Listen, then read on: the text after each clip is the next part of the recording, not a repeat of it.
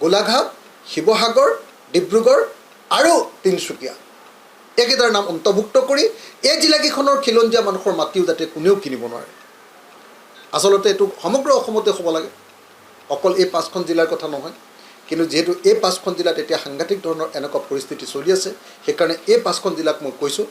আৰু যিহেতু চৰকাৰে খিলঞ্জীয়াৰ মাটি বিক্ৰী কৰিব নোৱাৰিব বুলি এখন আইন আনিছে, গতিকে এই আইনখনক আমি সমৰ্থন জনাইছোঁ, যদিহে আমাৰ তিনিচুকীয়া বা ডিব্ৰুগড় বা হেৰিয়াত তেওঁলোকে ইয়াতে অন্তৰ্ভুক্ত কৰে। গতিকে অকল সাম্প্ৰদায়িক আইন এখন আনিলেতো নহ'ব। অকল সাম্প্ৰদায়িক আইন এখন আনি তেওঁলোকে খিলঞ্জীয়াৰ মাটি বেলেগে কিনিব নোৱাৰিব বুলি কৈতো তেওঁলোকে আমাৰ তিনিচুকীয়াৰ মাটি, আমাৰ শিৱসাগৰৰ মাটিটো বেলেগক কিনিবলৈ দি থকাটো কেতিয়াও আমি মানি ল'ব নোৱাৰোঁ। সেইকাৰণে আমি আহ্বান জনাইছোঁ যে এই ব্যৱস্থা গ্ৰহণ কৰিব লাগে।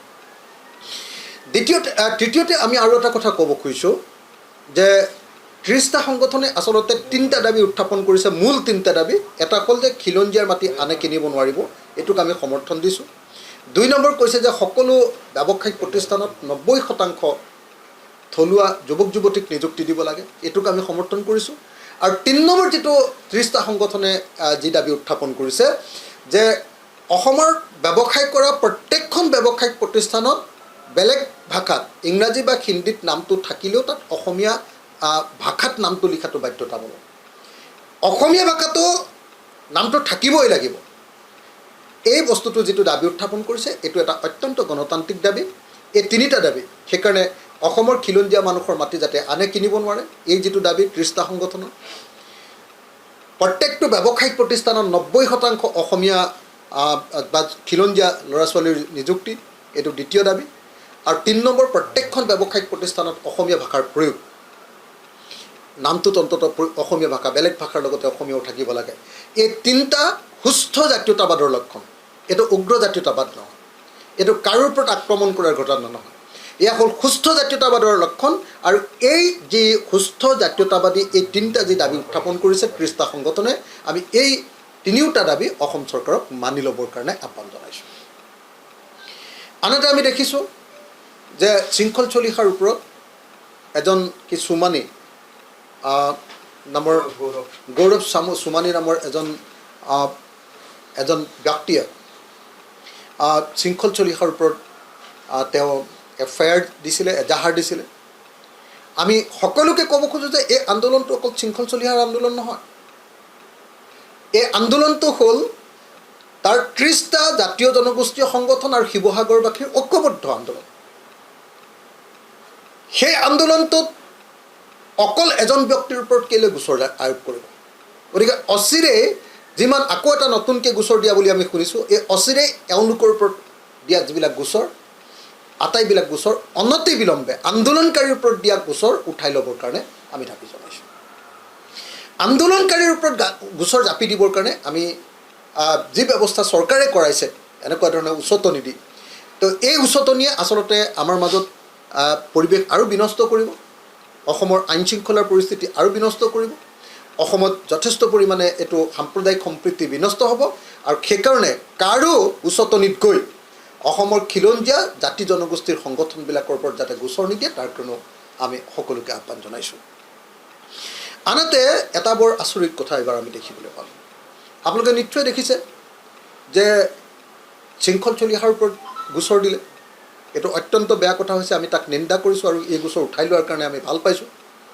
আকৌ এজনে দিছে, সেইটোকো আমি বিৰোধিতা কৰিছোঁ। এইবাৰ ভৰলুমুখ থানাত দিছে, সেইটোকো আমি বিৰোধিতা কৰিছোঁ। কিন্তু যেতিয়া গোচৰটো দিলে, গোচৰটো দিয়াৰ পাছত যেতিয়া আলফাই হুমকি দিলে, ধমকি দিলে, আলফাৰ ভয়ত যেতিয়া গোচৰটো উঠাই ল'লে, এতিয়া চৰকাৰখন ক'ত থাকিলে? চৰকাৰখন গ'ল ক'ত? আজি অসমততো আইন শৃংখলা বোলা বস্তুটোৱে নাই। আজি অসমৰ খিলঞ্জীয়া মানুহক বিজেপি চৰকাৰৰ দিনত এনেকৈ মাৰপিট কৰিব পাৰে, আকৌ অসমৰ খিলঞ্জীয়া মানুহৰ ওপৰত গোচৰ তৰিব পাৰে। আৰু গোচৰ তৰিলে সেইটো চৰকাৰে একো ব্যৱস্থা কৰিব নোৱাৰে, চৰকাৰে সেই গোচৰটো উঠাই লোৱাৰ ব্যৱস্থা নকৰে। কিন্তু যেতিয়া এটা সশস্ত্ৰ সংগঠনে ক'লে যে এনেকুৱা ধৰণে যদি গোচৰ তৰে তেতিয়াহ'লে পৰিস্থিতি ভয়াৱহ হ'ব, তেতিয়া আকৌ গোচৰটো উঠাই লয়। তাৰমানে কি? তাৰমানে এই মুহূৰ্তত অসম চৰকাৰখনৰ ওপৰত কাৰোৰে আস্থা নাই। আমাৰ খিলঞ্জীয়া মানুহৰ ওপৰতো আক্ৰমণ হৈছে। আৰু যেতিয়া জাতীয় সংগঠনৰ ওপৰত যেতিয়া গোচৰ দিছে, জাতীয় সংগঠনৰ নেতাৰ ওপৰত গোচৰ দিছে, আৰু যেতিয়া সহস্ৰ সংগঠনে দাবী কৰিছে যে এই গোচৰটো উঠাই ল'ব লাগে, তেতিয়াও অসম চৰকাৰে কাকো নিৰাপত্তা দিব পৰা নাই। আজি আমি দেখিছোঁ যে অসম পুলিচে অভিযোগকাৰীৰ পুলিচ দিছে, ছিকিউৰিটি দিছে, কিন্তু সেই ছিকিউৰিটিৰ ওপৰত তেওঁ ভৰসা কৰিব পৰা নাই। তাৰমানে আজি অসম পুলিচৰ ওপৰত কাৰো ভৰসা নাই। তাৰমানে আজি অসমৰ গৃহ বিভাগ সম্পূৰ্ণৰূপে ব্যৰ্থ হৈছে। অসমৰ খিলঞ্জীয়া মানুহক যেতিয়া আক্ৰমণ কৰিছে, তেতিয়াহ'লে তাৰ পৰা ৰক্ষা কৰিবৰ কাৰণে ব্যৰ্থ হৈছে।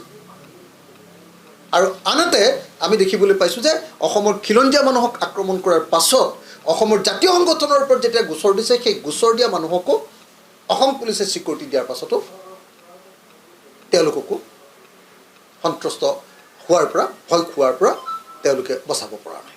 অৰ্থাৎ অসম চৰকাৰে সকলো ফালে এই মুহূৰ্তত ব্যৰ্থ হৈছে। অসমৰ আইন শৃংখলা বোলা কোনো পৰিস্থিতি নাই। আৰু এনেকুৱা পৰিস্থিতিত মই অতি স্পষ্ট ভাষাৰে ক'ব খোজোঁ যে অসমৰ গৃহমন্ত্ৰী হিচাপে মুখ্যমন্ত্ৰীয়ে পদত্যাগ কৰাৰ বাহিৰে কোনো বিকল্প নাই। এই মুহূৰ্তত সেইকাৰণে মই অসমৰ গৃহমন্ত্ৰী হিমন্ত বিশ্ব শৰ্মাৰ পদত্যাগ দাবী কৰিছোঁ।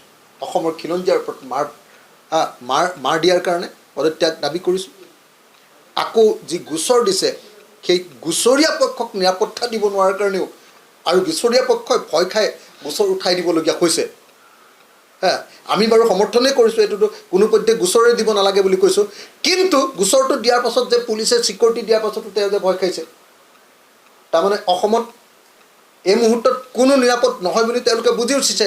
তাৰমানে অসমত আইন শৃংখলা নাই। আইন শৃংখলা পৰিস্থিতি ৰক্ষাৰ ক্ষেত্ৰত চৰকাৰ সম্পূৰ্ণৰূপে ব্যৰ্থ হৈছে। এই ব্যৰ্থতাৰ কাৰণে অসমৰ গৃহমন্ত্ৰীয়ে পদত্যাগ কৰিব লাগে, এই দাবী আমি এই মুহূৰ্তত উত্থাপন কৰিছোঁ। সংবাদকৰ্মীসকল, আপোনালোক সকলোকে নমস্কাৰ জনাই আমাৰ কথাখিনি ক'বলৈ আৰম্ভ কৰিব খুজিছোঁ।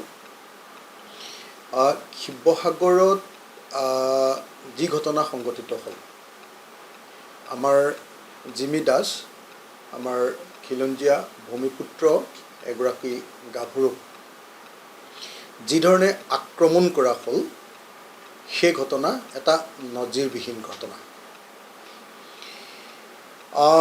খিলঞ্জীয়াক আক্ৰমণ কৰা যিসকল মানুহ আছিলে, তেওঁলোকৰ 3জনক এতিয়ালৈকে গ্ৰেপ্তাৰ কৰা হ'ল, কিন্তু আন 2জনক এতিয়ালৈকে গ্ৰেপ্তাৰ কৰা হোৱা নাই।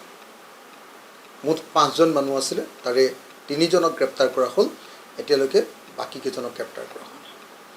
আমি বাকী 2জনকো গ্ৰেপ্তাৰ কৰিবৰ কাৰণে দাবী জনাইছোঁ। দ্বিতীয় কথা যে এতিয়া চৰকাৰৰ পিনৰ পৰা আৰু একাংশ দালালে জিমি দাসৰ ওপৰত প্ৰেছাৰ দি তেওঁৰ ওপৰত হেঁচা প্ৰয়োগ কৰি সেই গোচৰটো উঠাই ল'বৰ কাৰণে প্ৰচেষ্টা কৰা দেখিবলৈ পোৱা গৈছে। যি সময়ত চৰকাৰে জিমি দাসক নিৰাপত্তা প্ৰদান কৰিব লাগিছিলে, যি সময়ত জিমি দাসক শাৰীৰিক আৰু মানসিকভাৱে আক্ৰমণ কৰি তেওঁক বিধ্বস্ত কৰি পেলোৱাৰ কাৰণে ৰাষ্ট্ৰীয় পৰ্যায়ৰ পাঞ্জা খেলুৱৈগৰাকীক আচলতে ক্ষতিপূৰণ দিয়াৰ দৰকাৰ আছিলে, সেই সময়ত কিন্তু চৰকাৰী কিছুমান এজেণ্টে গৈ জিমি দাসক এই গোচৰটো উঠাই ল'বৰ কাৰণে যি প্ৰেছাৰাইজ কৰিছে, যি হেঁচা দিছে, এইটো দুৰ্ভাগ্যজনক কথা। আমাৰ খুব স্পষ্ট কথা যে জিমি দাসক আক্ৰমণ কৰা প্ৰত্যেকজন মানুহকে গ্ৰেপ্তাৰ কৰিব লাগিব। মই জিলা প্ৰশাসনক, মই পুলিচ প্ৰশাসনক বিধায়ক হিচাপে আহ্বান জনাইছোঁ যে প্ৰত্যেকজন এনেকুৱা আমাৰ অভিযুক্ত প্ৰত্যেকজনকে অনতিবিলম্বে গ্ৰেপ্তাৰ কৰিব লাগে আৰু তেওঁলোকৰ সকলোৰে ওপৰত পস্কো ঢালি দিব লাগে। যিহেতু আপোনালোকে সকলোৱে জানে যে পস্কোত শিশুৰ ওপৰত যদি এনেকুৱা ধৰণৰ আক্ৰমণ হয়, আমাৰ নাবালিকা এগৰাকী ছোৱালীৰ ওপৰত, 18 বছৰতকৈ কম বয়সৰ এগৰাকী ছোৱালীৰ ওপৰত তেওঁ প্ৰাইভেট পাৰ্টৰ ওপৰত আক্ৰমণ কৰা হৈছে। গতিকে প্ৰত্যেকজন এনেকুৱা অভিযুক্তৰ ওপৰতে পস্কো ঢালি দিব লাগে আৰু কোনোপধ্যে যাতে তেওঁলোকে সহজে বেইল লাভ কৰিব নোৱাৰে তাৰ ব্যৱস্থা গ্ৰহণ কৰিব লাগে। এইটো হ'ল আমাৰ পিনৰ পৰা প্ৰথম দাবী। মই আকৌ এবাৰ কৈছোঁ যে জিমি দাসক, তেওঁৰ পৰিয়ালক অতি কমেও অসম চৰকাৰে 20 লাখ টকাৰ এটা ক্ষতিপূৰণ দিয়াৰ ব্যৱস্থা কৰিব লাগে। দ্বিতীয় বস্তুটো হ'ল যে আপোনাৰ শিৱসাগৰৰ যিসকল 30টা সংগঠন, সেই 30টা সংগঠনে অত্যন্ত গুৰুত্বপূৰ্ণ 3টা তেওঁলোকে দাবী উত্থাপন কৰিছে। প্ৰথম দাবীটো হ'ল তেওঁলোকৰ যে অসমৰ খিলঞ্জীয়া মানুহৰ মাটি বাহিৰৰ মানুহে ক্ৰয় কৰিব যাতে নোৱাৰে তাৰ কাৰণে এক আইনগত সুৰক্ষা আমাক লাগে। যিহেতু এইবাৰ অসম বিধানসভাত অসমৰ মুখ্যমন্ত্ৰী ডাঙৰীয়াই ঘোষণা কৰিছে যে এইবাৰ অসম বিধানসভাত গোৱালপাৰা আৰু বৰপেটা আৰু এখন কোনোবা জিলাৰ মাটি খিলঞ্জীয়াৰ মাটি কোনো কিনিব নোৱাৰিব বুলি এখন আইন আহিব। গতিকে আমি আহ্বান জনাইছোঁ চৰকাৰক যে এই বিধানসভাতে এই যিখন আইন আছে সেই আইনখনতে আমাৰ শিৱসাগৰ, আমাৰ যোৰহাট, আমাৰ গোলাঘাট, আমাৰ ডিব্ৰুগড় আৰু আমাৰ তিনিচুকীয়া অন্ততপক্ষে উজনি অসমৰ এই 5খন জিলা কোনোপধ্যে যাতে অসমৰ খিলঞ্জীয়া মাটি অন্য কোনেও কিনিব নোৱাৰে, অসমৰ থলুৱা মানুহৰ মাটি যাতে অন্য কোনেও কিনিব নোৱাৰে তাৰ ব্যৱস্থা গ্ৰহণ কৰিব লাগে এই একেখন আইনতে। যিহেতু অসম বিধানসভাত গোৱালপাৰা আৰু বৰপেটা আৰু এখন কোনোবা জিলাৰ মানুহে খিলঞ্জীয়া মানুহৰ মাটি কিনিব নোৱাৰিব বুলি এটা সিদ্ধান্ত ল'ব খোজা হৈছে। গতিকে সেই একেখন আইনতে আমাৰ যোৰহাট, গোলাঘাট, শিৱসাগৰ, ডিব্ৰুগড় আৰু তিনিচুকীয়া এইকেইটাৰ নাম অন্তৰ্ভুক্ত কৰি এই জিলাকেইখনৰ খিলঞ্জীয়া মানুহৰ মাটিও যাতে কোনেও কিনিব নোৱাৰে। আচলতে এইটো সমগ্ৰ অসমতে হ'ব লাগে, অকল এই 5খন জিলাৰ কথা নহয়। কিন্তু যিহেতু এই 5খন জিলাত এতিয়া সাংঘাতিক ধৰণৰ এনেকুৱা পৰিস্থিতি চলি আছে সেইকাৰণে এই 5খন জিলাক মই কৈছোঁ। আৰু যিহেতু চৰকাৰে খিলঞ্জীয়াৰ মাটি বিক্ৰী কৰিব নোৱাৰিব বুলি এখন আইন আনিছে গতিকে এই আইনখনক আমি সমৰ্থন জনাইছোঁ যদিহে আমাৰ তিনিচুকীয়া বা ডিব্ৰুগড় বা হেৰিয়াত তেওঁলোকে ইয়াতে অন্তৰ্ভুক্ত কৰে। গতিকে অকল সাম্প্ৰদায়িক আইন এখন আনিলেতো নহ'ব। অকল সাম্প্ৰদায়িক আইন এখন আনি তেওঁলোকে খিলঞ্জীয়াৰ মাটি বেলেগে কিনিব নোৱাৰিব বুলি কৈতো তেওঁলোকে আমাৰ তিনিচুকীয়াৰ মাটি, আমাৰ শিৱসাগৰৰ মাটিটো বেলেগক কিনিবলৈ দি থকাটো কেতিয়াও আমি মানি ল'ব নোৱাৰোঁ। সেইকাৰণে আমি আহ্বান জনাইছোঁ যে এই ব্যৱস্থা গ্ৰহণ কৰিব লাগে। তৃতীয়তে আমি আৰু এটা কথা ক'ব খুজিছোঁ যে 30টা সংগঠনে আচলতে 3টা দাবী উত্থাপন কৰিছে, মূল 3টা দাবী। এটা হ'ল যে খিলঞ্জীয়াৰ মাটি আনে কিনিব নোৱাৰিব, এইটোক আমি সমৰ্থন দিছোঁ। 2 নম্বৰ কৈছে যে সকলো ব্যৱসায়িক প্ৰতিষ্ঠানত 90% থলুৱা যুৱক যুৱতীক নিযুক্তি দিব লাগে, এইটোক আমি সমৰ্থন কৰিছোঁ। আৰু 3 নম্বৰ যিটো 30টা সংগঠনে যি দাবী উত্থাপন কৰিছে যে অসমৰ ব্যৱসায় কৰা প্ৰত্যেকখন ব্যৱসায়িক প্ৰতিষ্ঠানত বেলেগ ভাষাত ইংৰাজী বা হিন্দীত নামটো থাকিলেও তাত অসমীয়া ভাষাত নামটো লিখাটো বাধ্যতামূলক। অসমীয়া ভাষাটো নামটো থাকিবই লাগিব। এই বস্তুটো যিটো দাবী উত্থাপন কৰিছে এইটো এটা অত্যন্ত গণতান্ত্ৰিক দাবী। এই 3টা দাবী সেইকাৰণে অসমৰ খিলঞ্জীয়া মানুহৰ মাটি যাতে আনে কিনিব নোৱাৰে এই যিটো দাবী 30টা সংগঠনৰ, প্ৰত্যেকটো ব্যৱসায়িক প্ৰতিষ্ঠানত 90% অসমীয়া বা খিলঞ্জীয়া ল'ৰা ছোৱালীৰ নিযুক্তি, এইটো দ্বিতীয় দাবী। আৰু 3 নম্বৰ প্ৰত্যেকখন ব্যৱসায়িক প্ৰতিষ্ঠানত অসমীয়া ভাষাৰ প্ৰয়োগ, নামটোত অন্ততঃ অসমীয়া ভাষা, বেলেগ ভাষাৰ লগতে অসমীয়াও থাকিব লাগে। এই 3টা সুস্থ জাতীয়তাবাদৰ লক্ষণ। এইটো উগ্ৰ জাতীয়তাবাদ নহয়, এইটো কাৰোৰ ওপৰত আক্ৰমণ কৰাৰ ঘটনা নহয়, এয়া হ'ল সুস্থ জাতীয়তাবাদৰ লক্ষণ। আৰু এই যি সুস্থ জাতীয়তাবাদী এই 3টা যি দাবী উত্থাপন কৰিছে 30টা সংগঠনে, আমি এই 3টা দাবী অসম চৰকাৰক মানি ল'বৰ কাৰণে আহ্বান জনাইছোঁ।